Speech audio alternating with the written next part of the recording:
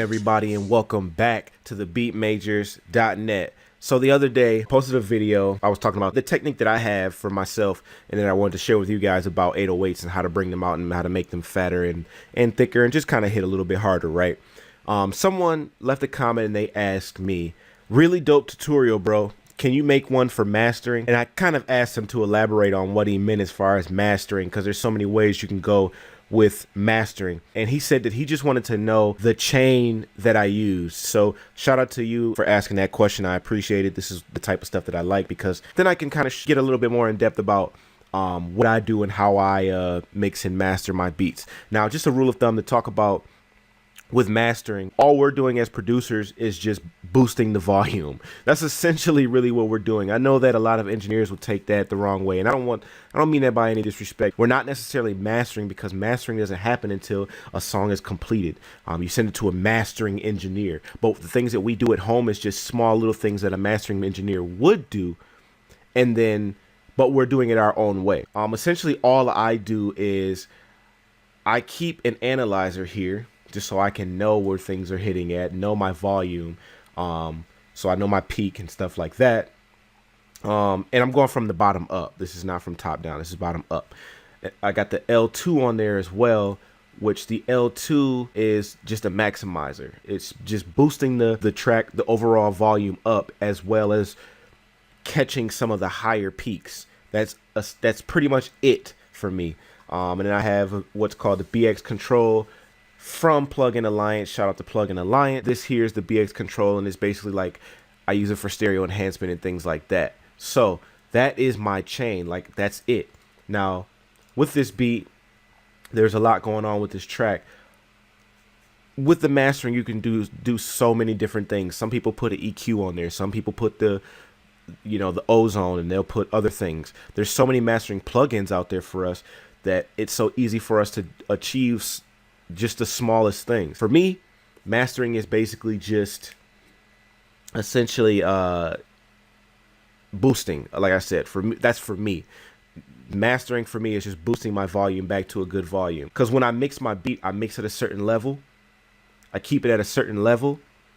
And then I put that maximizer, which is the L2, on there to boost my levels back to 0 so that it hits the way that it needs to hit. So I'm going to kind of break this down and show you what I mean. So I'm going to take my mastering effects that I use off and show you the beat as a whole without those effects on.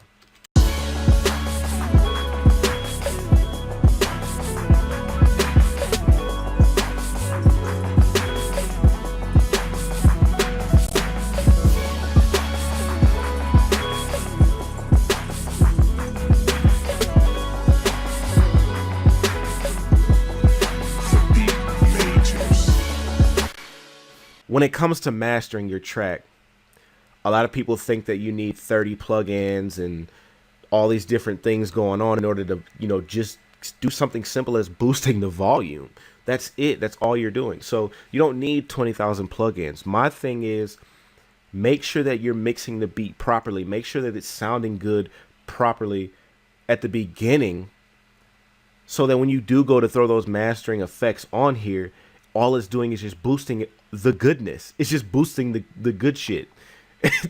I can't put it any other way. That's pretty much what mastering is you're boosting all the goodness of your track, and you're putting it at a good volume for someone to throw it in their headphones, and it's going to sound it's going to be at a good volume every single time, every single place that they play it. So for me, stuff like pianos and things like that, I put a few plugins on. I EQ'd it here. I put the G channel on there. I just for some compression, and I put a delay. I didn't do a lot to that. I put on my Rhodes. I put a kind of like this brings out the character of any sound you're using, and I put the piano preset on it, and it sounds good. Let me show you what some of this stuff sounds like.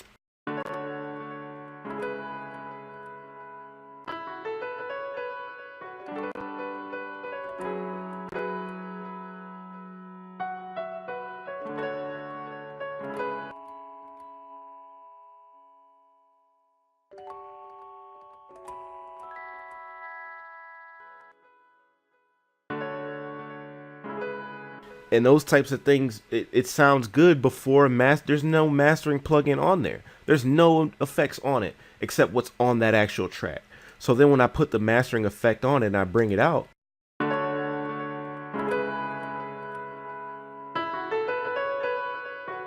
now it's at a level that people can hear it and they can really, it can register with them. Because again, without it, it sounds like this.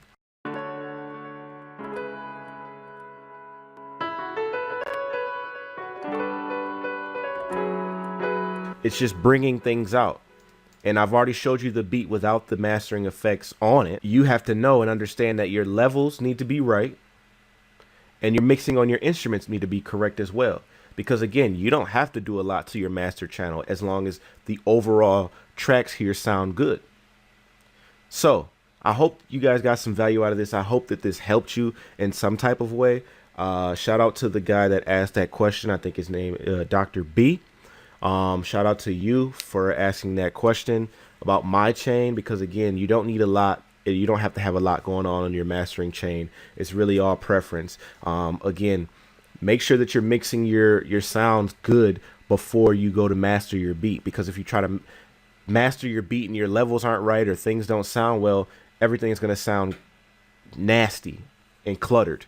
So clear the track up, clean the track up before you actually send it before it goes into your mastering stage. So until next time, make sure you guys hit that subscribe button. Make sure you guys hit that bell button, and I'll holla at y'all. Peace.